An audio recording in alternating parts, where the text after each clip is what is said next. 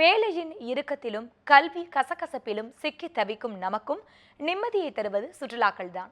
அப்படி நாம் இதுவரை கேட்டிராத சுற்றுலா தளம் குறித்த செய்தி தொகுப்பை பார்க்கலாம். இயற்கையோடு இயந்து வாழும் வாழ்க்கையே இப்போதைய காலங்களில் மனிதர்களின் ஆகப்பெரிய எதிர்பார்ப்பாக இருக்கிறது. ஆனால் இது முழுமையாக அது கிடைக்கப்பெறாதவர்கள் பயணங்கள் மூலம் தற்காலிகமாக அதனை அடைய நினைக்கிறார்கள். அப்படி நினைப்பவர்கள் தேர்ந்தெடுக்க வேண்டிய இடங்களில் ஒன்று லாவோஸ். தென்கிழக்கு ஆசியாவில் அதிகம் கவனிக்கப்படாத ஆறுகளின் நாடு.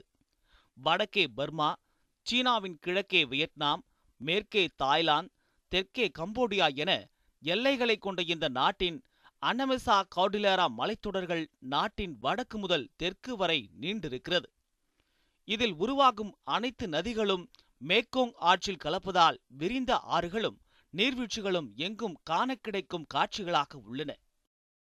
லாவோஸ் செல்ல திருச்சி மற்றும் சென்னையிலிருந்து விமான சேவைகள் வழங்கப்படுகிறது. இதற்கு 37,000 ரூபாய் முதல் 1,00,000 ரூபாய்க்கு மேல் செலவு செய்யப்படுகிறது.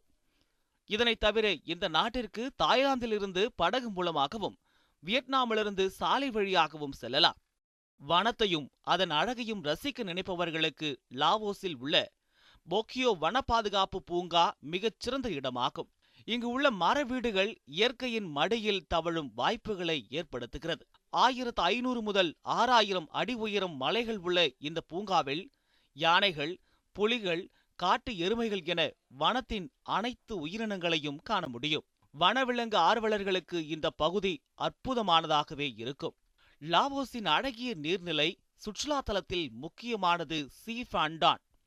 4000 தீவுகள் என்று பொருள்படும் இந்த பகுதியில் மேக்காங் ஆற்று நடுவே உள்ள தீவுகள் போன்ற பகுதிகளை குறிக்கிறது.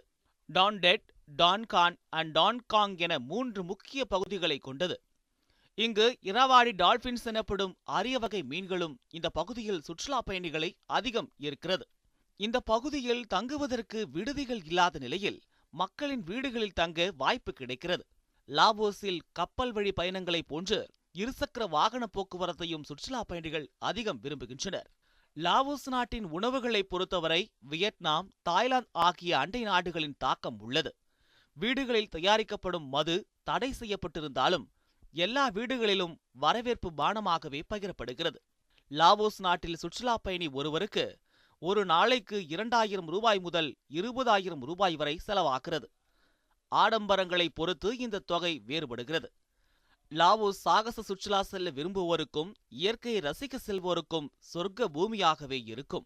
சொர்க்கங்கள் எல்லாம் விண்ணில் இல்லை, அது மண்ணில்தானே உள்ளது என்னும் சொற்றொடருக்கு மிகச் சிறந்த உதாரணம் லாவோஸ்.